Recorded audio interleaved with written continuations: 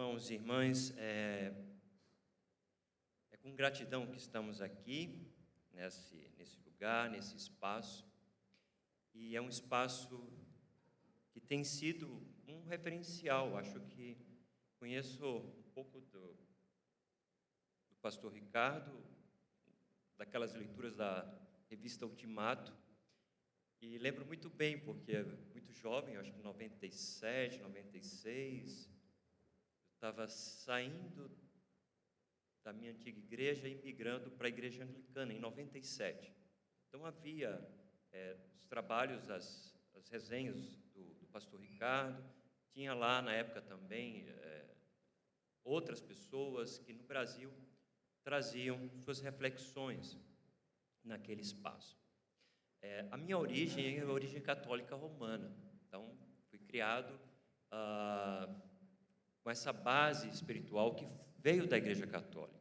Eu não sei quantos tem aqui, vieram da origem católica, não sei. É bom a gente se situar, né? Depois, como um bom brasileiro, eu fui migrando, né? Na adolescência, com 15 anos, morando no Rio de Janeiro, encontrei um grupo evangélico, um núcleo de estudantes, eu era interno nesse colégio, e ali tive minha experiência, e eu digo que foi uma experiência que me marcou para o resto da vida, que eu chamo de um eixo de espiritualidade que me guiou dos 15 anos até chegar aqui. Naquele espaço, e com aqueles colegas meus estudantes, aceitei Jesus Cristo, fiz todo o processo de uma conversão evangélica ali. Rebatizei numa igreja pentecostal, eu achava mais animada. Tinha uma igreja batista perto, era Batista de Itacuruçá, ficava ali na Tijuca. Mas aí eu não gostei, tinha uma comunidade pequenininha, muito pequenininha, perto do colégio, ali na Tijuca, e foi aquela comunidade, eu acho que nem sei por ser pentecostal, mas por ser uma comunidade acolhedora, né? E lá tive os primeiros ensinamentos, além do espaço do núcleo evangélico do colégio. Terminado toda essa etapa, eu sou recifense, né? Minha origem é Recife, minha formação, a minha terra, as minhas referências são do Nordeste, são do Recife. Volto para minha terra para reiniciar os estudos na universidade, para começar a odontologia, e lá migrei para a Igreja Presbiteriana do Brasil, a IPB. E lá fiquei por causa do coral, adoro vocês cantando aqui, adoro ouvir músicas novas, adoro ter essa experiência. A música, ela diz bastante. A minha saída do Rio para Recife, a volta para Recife, foi uma saída de desligamento das questões pentecostais, naquele momento. Mesmo com a experiência de um batismo no Espírito Santo, que eu não sei explicar até hoje o que foi aquilo, não faço ideia e não quero explicar, né? Apenas acolhi aquele momento como um elemento da minha vida espiritual.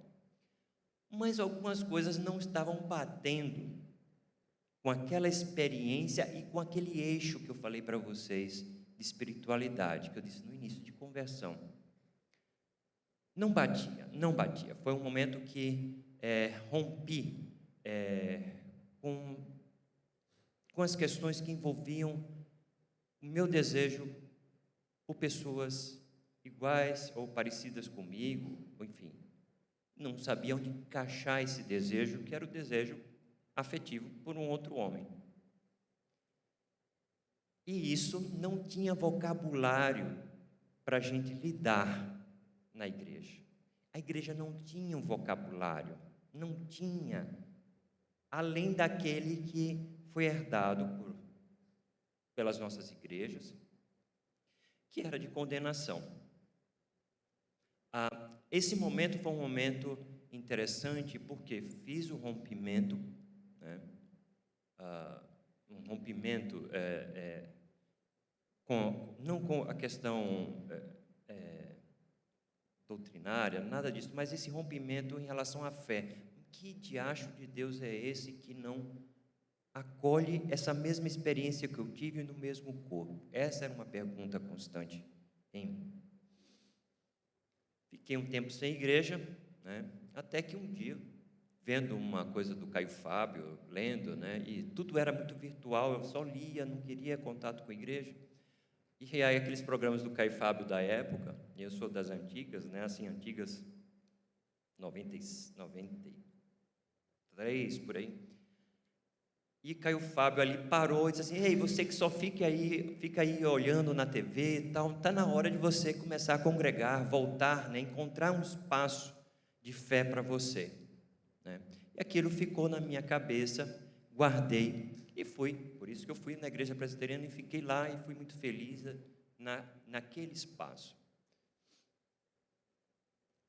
Há um momento de ruptura, de uma saída sem briga, sem nada, né? Já tinha terminado a minha faculdade praticamente e venho para a igreja anglicana, lá do Recife. Na igreja anglicana eu não sabia nem sobre essas questões de sexualidade, nada sobre isso, só que era uma igreja um pouco mais aberta, era uma igreja que podia abrir o espaço, né, para a gente pensar outras questões. A questão da sexualidade não estava, a princípio, não sei se inconscientemente, mas não estava ali no nosso horizonte. E fui para a igreja anglicana e lá fiquei até hoje, né? Tem sido a minha casa espiritual, meu espaço de fé. É um espaço de tensão também. Todo espaço comunitário tem uma certa tensão. É claro que tem uma tensão, porque a gente convive, né? Senta os dois juntos, né? Está ali, está convivendo. E quando se convive, a gente começa a conhecer o outro de fato, né? É diferente de uma experiência virtual, de a gente estar vendo na internet e tal. A experiência de um convívio comunitário, ela é diferente, né? E a gente tem que aprender no espaço de igreja até onde a gente consegue lidar com essas diferenças, né? Conviver com elas e saber deslizar, né? Permitir que a gente possa caminhar sem grandes atritos. E foi assim na igreja anglicana, até hoje, nesses processos. Então, falar sobre diversidade sexual, dentro da minha experiência, tem uma experiência, claro, minha, pessoal, mas nesse espaço, como gay, dentro de uma igreja, é um pouco complexo, né? Porque envolve dois temas, o acolhimento e essa inclusão no espaço da igreja. Causa muita curiosidade, irmãos, em nossa sociedade urbana, mesmo nos dias de hoje, igrejas cristãs que adotam em seu ensino doutrinário, teológico e prática pastoral a acolhida a pessoas LGBTs. Causa estranhamento. Nesses espaços do sagrado, elas começam a sair dos armários e a sentar nos bancos dos templos sozinhas ou acompanhadas, sem receber o peso de um olhar julgador sobre a sua sexualidade. Sentar num banco de uma igreja, uma cadeira, enfim, e você não se sentir policiado, né, regrado, né, não poder expressar tranquilamente, né, estar bem, estar à vontade, é um peso horroroso. Quantos de nós já sentimos isso nos espaços de nossas igrejas? Quantas de nós? Então, essas igrejas, elas começam a abrir os seus espaços. Elas podem ouvir, essas pessoas podem ouvir um sermão ou participar de uma ministração sem serem constrangidas com as falas em nome do Senhor e sustentada biblicamente sobre pecado e homossexualidade. Outras LGBTs darão passos ainda maiores, apoiadas por esses espaços, ocupando também lideranças na igreja, dirigindo pastorais, ministérios, ou ainda podendo se tornar até lideranças ordenadas, pastores, pastoras, enfim. Esses pastores e pastoras são reconhecidas pelas comunidades de fé. Sabemos que nem sempre foi assim, essa abertura toda. E ainda não é, na grande maioria de espaços de fé no Brasil e, obviamente, no mundo. Muitos são forçados a ficarem no armário por medo de serem expostos por seus irmãos de fé ou por suas lideranças pastorais. E assim, perderem o exercício de sua fé, que não é apenas intimista, não é ela apenas com Deus, mas também comunitária. Ela precisa ter um espaço comunitário para se expressar. A comunidade local é para o cristianismo a expressão mais direta do que é chamado de corpo de Cristo. A representação mística da igreja, do seu sentido mais amplo, que ultrapassa os limites das identidades eclesiais, de nossas denominações. E a prática da fé mais intimista, tão somente pode causar um certo conforto. E talvez seja a maneira que muitos encontraram para se protegerem da disciplina dessas igrejas, preservarem os seus corpos das fogueiras da Inquisição, lembrando um livro do reverendo João Dias, né?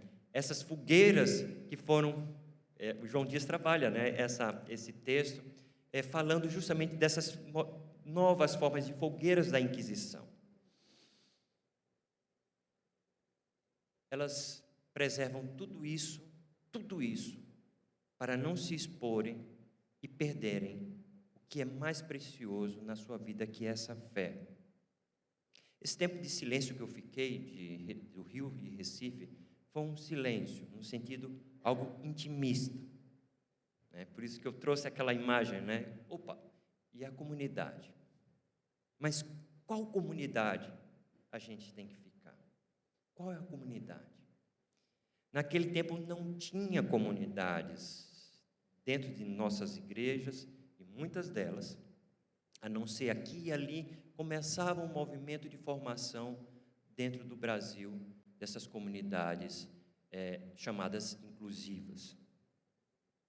Mas que rompiam com a herança de nossa formação, sei lá, das nossas formações de Assembleia de Deus, batistas, católicas, presbiterianas, enfim.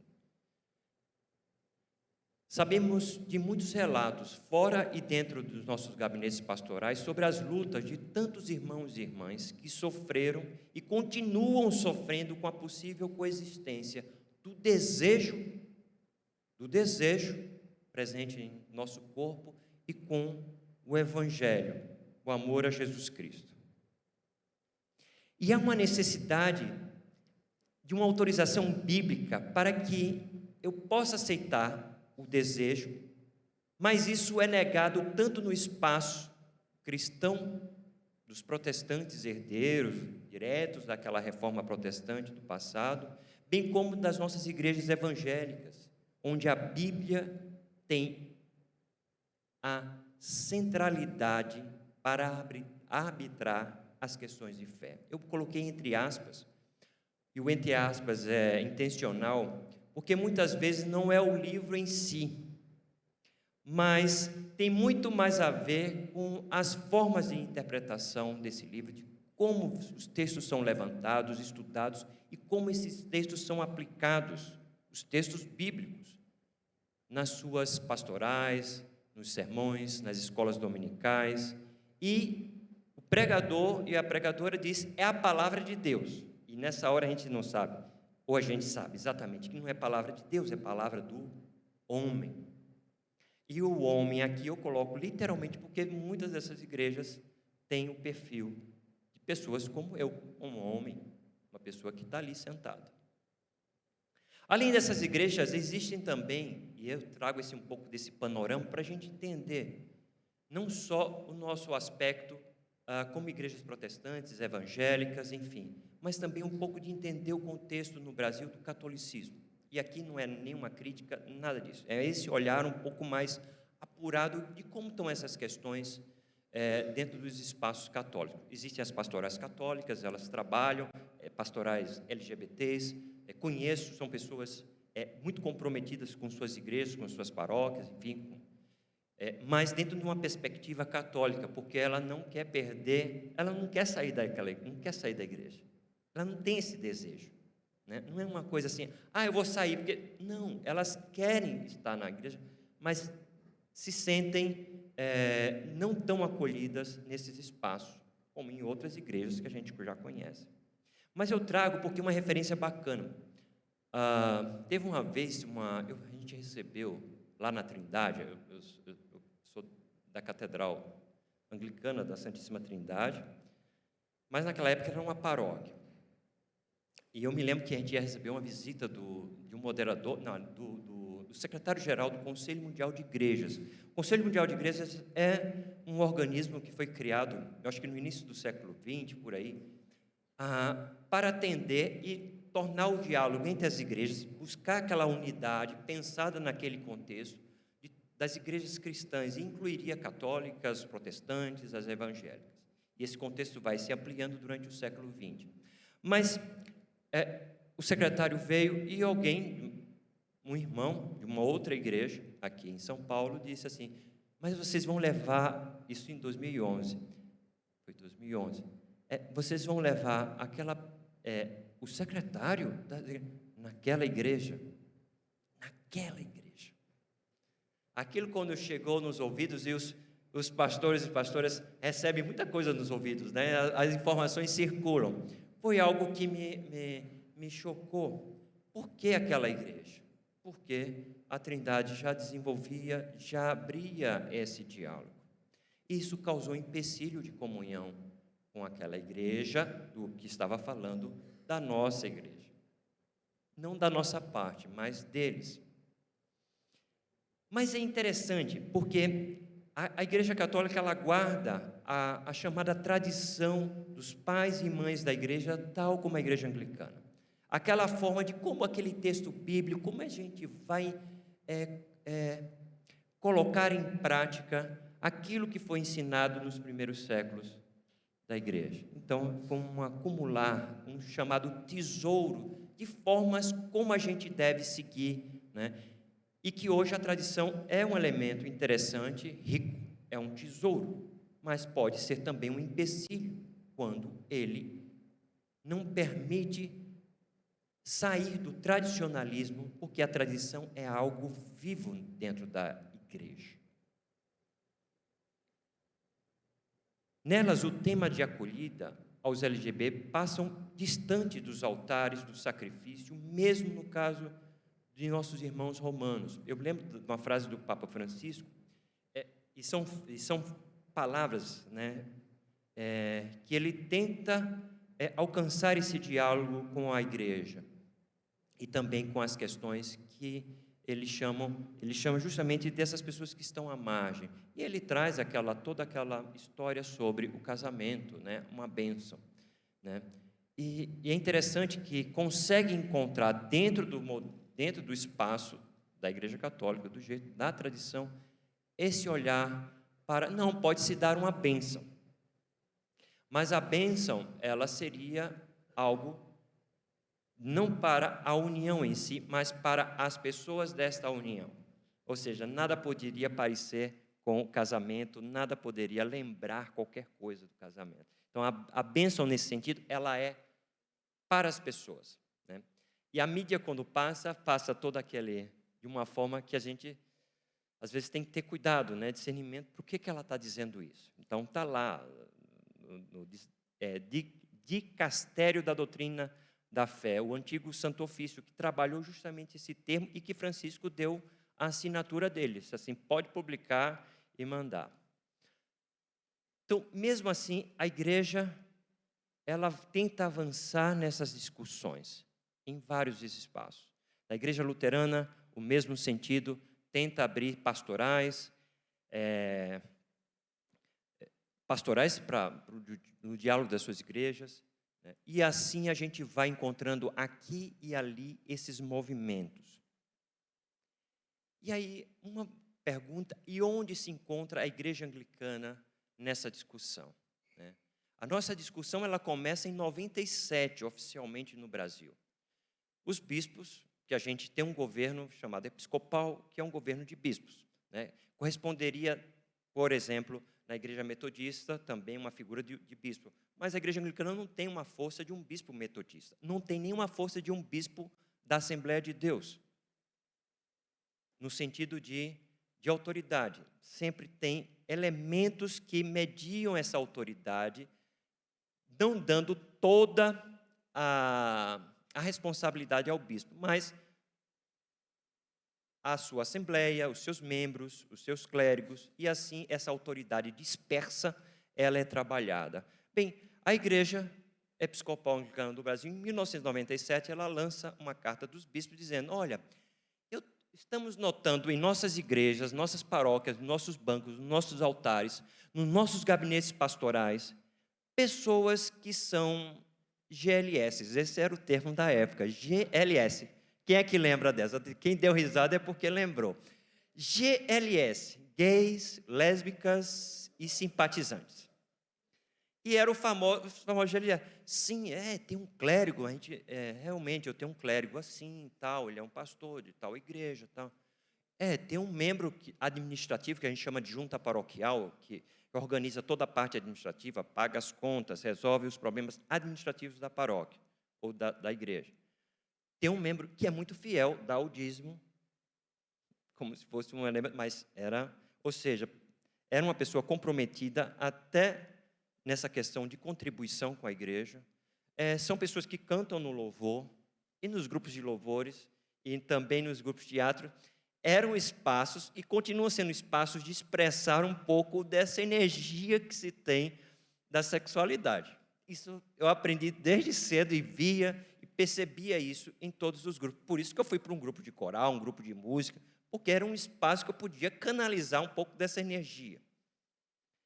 E aí, o que a gente vai fazer?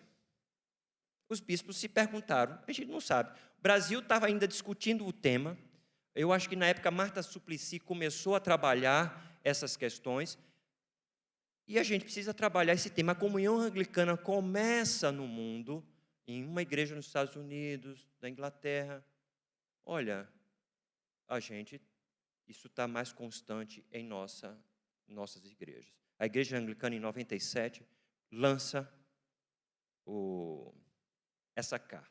E ela cai, a princípio, muito bem, justamente na época que eu cheguei na igreja.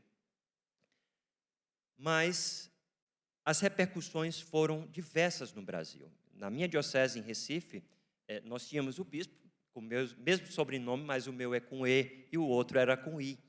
Né? Já começava, mas isso não era um tema que o bispo trazia. Ou seja, ele era muito leve no sentido, quem conhecia o nosso bispo na época, sabia a forma de escrever, e até as coisas bastante avançadas, muitos anos antes, sobre essas questões de sexualidade. Mas essa questão da homossexualidade, para o nosso bispo naquela época, foi crucial. Envolvia a fé, a boa doutrina, e nada disso poderia interferir na vida da diocese. E no Brasil, a igreja anglicana divergia. Não, mas tem outras formas. A gente precisa ver os textos bíblicos estão dizendo. A gente precisa ouvir as experiências de nossos membros sobre essas questões. Não, está na Bíblia e ponto final. E isso, em Recife, começou-se, então, umas caças às bruxas naquela época, que foi muito difícil. Isso se espalhou em muitas igrejas. A gente sabe que isso... o nosso bispo tinha uma penetração nas igrejas protestantes bastante forte. Né? E nós, lá dentro da igreja, a gente ia sentindo essa energia que começava a pesar. Em toda a leveza que eu sentia na igreja anglicana, esse ponto começava a pesar. E foi também um momento que me descubro gay dentro da igreja anglicana. No sentido pleno, exatamente. Eu consegui associar o meu corpo com a minha espiritualidade, com o meu eixo central. Se aquela experiência do meu passado, e aí não sei se eu sou pentecostal, não sei lá, mas naquela experiência mística minha, na adolescência, eu sentir essa presença de Deus, me sentir aceito por Cristo, né? como assim o meu corpo não entra também nesse espaço, nessa aceitação em relação a Jesus? E aí vai envolver, primeiramente, a aceitação do que eu sou. E aí entra uma questão bastante íntima dentro de nós. Aceitar o que somos. E sem essa aceitação foi impossível dialogar com a teologia da minha igreja, com a Bíblia. Primeiro, para mim, foi importante essa conscientização de quem eu sou, do meu desejo, daquilo que eu mesmo não me condenava. Então foi um momento de libertação desse jugo, que era o jugo que dizia que a Bíblia não permitia, que a igreja não permitia. E aí sim, eu começo a dialogar com os textos bíblicos, começo a dialogar com uma teologia, começo a dialogar com meu irmão e irmã, e assim, essa saída de armário, que não foi uma saída voluntária, fui arrancado do armário pelo meu bispo na época, isso foi em 2003, e ele botou na frente, porque a gente tem disciplina, a minha igreja tem cânone, a minha igreja é conservadora. Por que é conservadora, Arthur? Porque tem Bíblia, porque tem um livro de oração comum, que é um guia de nossas liturgias, a gente tem cânones, ou seja, tem legislação, e temos assembleias, votamos, tudo passa por isso, não é a cabeça da pessoa, vou fazer isso agora na minha igreja. Não. Todo mundo tem que sentar e tem que acordar ali. E com os pares, bispos, bispas, clérigos e clérigas, leigos e leigas. Todo mundo tem direito a voto e ali vai sendo vencido. Por isso que ela é conservadora. Ela é conservadora porque ela mantém esse tipo de coisa, mantém esse tipo de diálogo com a tradição. Como explicar para os católicos romanos que ordenamos mulheres? Elas são presbíteras, elas são sacerdotisas, são bispas. Mas a gente encontrou, na igreja anglicana, um jeito de dialogar, de olhar para os textos bíblicos e ver, não, por que proibir as mulheres de serem ordenadas em nossas igrejas? E assim foi nas décadas anteriores. Só uma curiosidade, no tempo da guerra, na China, não tinha homem para cuidar do rebanho da igreja anglicana. A igreja anglicana teve que ordenar uma mulher, em 1940, alguma coisa assim, para que pudesse atender as pessoas. Ela foi ordenada, depois tiraram as ordens dela, quando passou a guerra, tiraram, e depois fizeram o processo de reintrodução, né, de apaziguar aquele momento. Mas foi corajosa nesse sentido. Todos nós que saímos de nossos armários somos corajosos e corajosas, mas não devemos fazer de forma impensada, devemos medir se a gente consegue dar esse passo, a gente tem que ter segurança, a gente precisa ter apoio. Mas assim, em Recife foi uma experiência difícil, porque ele tirou, né, então eu tinha que decidir entre o meu corpo e minha fé e a igreja. Então eu fiquei com o meu corpo, com minha fé, e a igreja ficou naquela tensão, fui disciplinado, não podia celebrar, não podia fazer nada em 2003, foi tirado todas as... Mas a gente fez uma articulação na época, foi um concílio em 2003 na Paraíba. Eu disse, bispo, a gente vai votar esse assunto que o senhor está colocando, vai estar lá no voto, né? Então, e era o apoio de Recife para a questão contra os homossexuais, né? O grande debate. E não teve a maioria, mas não foi esmagadora. A gente começou a conversar, tratar, então conseguiu fazer um movimento um pouco mais efetivo de mudança. Perdemos, soubemos, naquele momento a gente soube perder, mas a gente perdeu com articulação, ou seja, se a gente chegou aqui, pode chegar um pouco mais.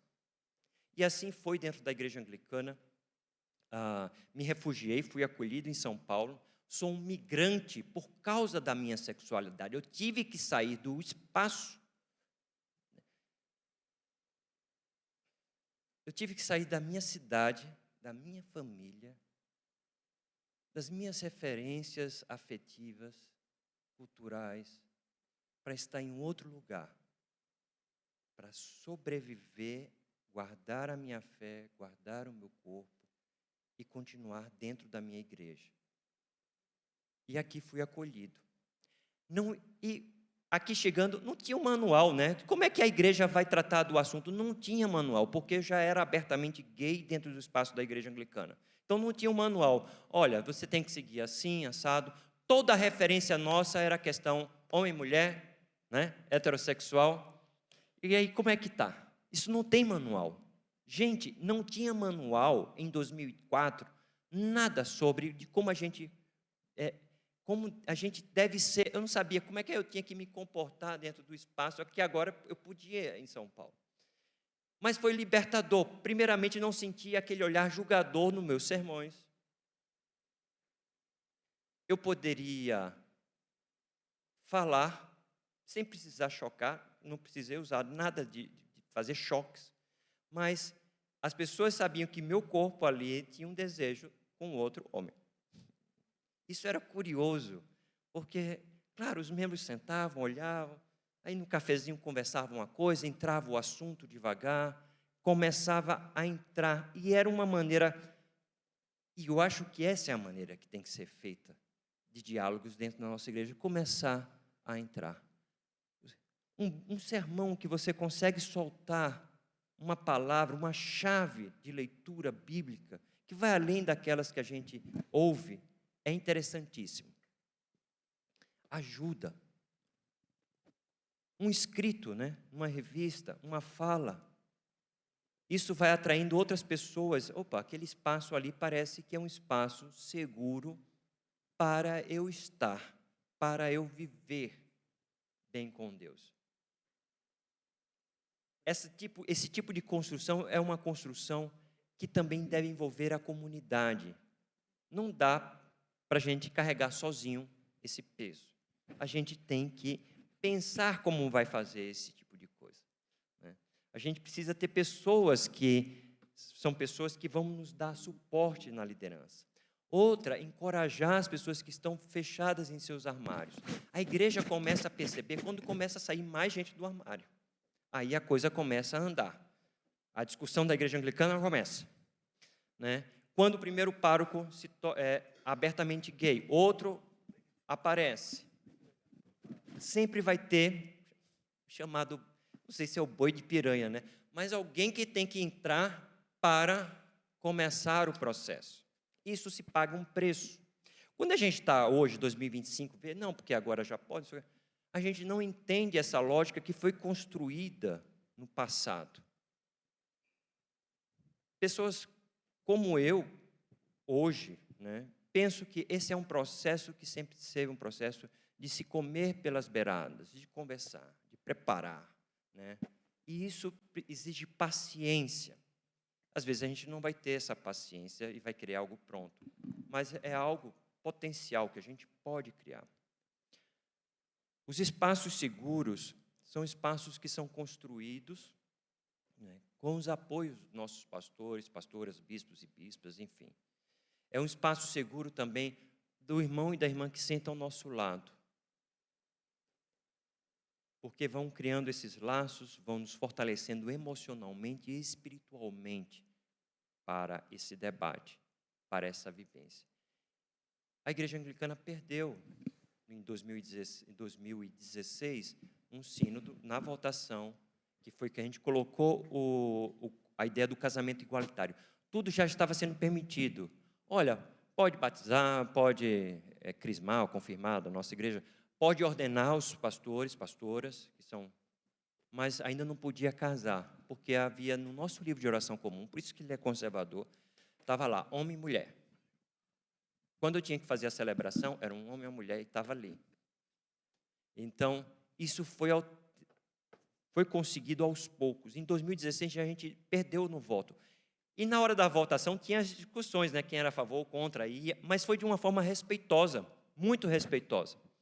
E a gente começou a notar que, depois dos processos que a igreja fez em relação aos estudos bíblicos, aos encontros, tal, as pessoas não estavam trazendo mais argumentos bíblicos para não ordenar, ou para não casar. Sabe qual era o problema? O grande problema é, puxa, o que eu vou fazer com o pároco pensando, o pastor pensando na sua congregação? Como é que eu vou explicar para aquela senhorinha que nasceu na igreja, ela tem mais de 80 anos, dentro da igreja anglicana, que eu estou fazendo casamento com 2 mulheres? O problema, então, não era a Bíblia, o problema não era a nossa igreja, o problema era a cabeça do reverendo, do pastor, em relação ao que a outra iria dizer. Ou seja, ele estava com medo de se comprometer, porque exigiria dele algo a mais, uma entrega, né? E a gente percebe que isso foi um traço que em 2016 a gente não conseguiu, e só em 2018 a gente conseguiu aprovar esse casamento, né? Com ampla maioria, com pouquíssimos votos contra, mesmo assim foram votos respeitosos, né? Mas, vamos dizer, 95% de aprovação, né? Respeitando que cada igreja anglicana ia tomar esse passo em suas cidades. Toda essa fala e essa conversa é para a gente pensar essa questão da diversidade sexual dentro dos nossos espaços de igreja, mas também pensar de uma forma mais ampla. Por que eu falo isso? Porque a gente não pode fechar o assunto apenas dentro dos nossos espaços. A gente precisa abrir e agregar. E eu vou falar isso no sermão mais no final do dia, né? De abrir, porque o avanço do fundamentalismo não é um privilégio de uma ou outra igreja, mas é algo que veio e já está em nossas igrejas, né? E a gente não tem o controle sobre a cabeça, o pensamento do fiel que senta nos bancos. É importante que esse debate se amplie de forma inteligente, pensada. O nosso jeito de ser igreja não pode ser um jeito de uma organização não governamental, porque a gente não é ONG. A gente usa a palavra de Deus, a gente usa os símbolos religiosos para dialogar com o mundo. Então, a gente não pode usar o mesmo recurso, porque a gente sai perdendo uma arma que a gente não sabe usar. Lembra daquela... Tentaram botar Davi para lutar com Golias e jogaram umas armas que não tinham nada a ver com ele? Então, é a mesma coisa. A gente não pode usar os mesmos elementos, porque não são próprios. A gente não vai comunicar com as pessoas. O importante é a gente ter essa comunicação, ampliar essas discussões, né, e falar sobre o que é ser um LGBT em nossos espaços de igreja. Essa é a parte mais importante que a gente precisa, acolher, ouvir, mesmo sem entender. Mesmo não sendo gay, sendo um pastor heterossexual, a gente precisa exercitar este ouvir dessas histórias e perceber por onde a gente pode ajudar as nossas ovelhas, as pessoas amigas. Que Deus possa nos abençoar e abrir esse debate, essa conversa durante todo esse dia aqui na Bethesda.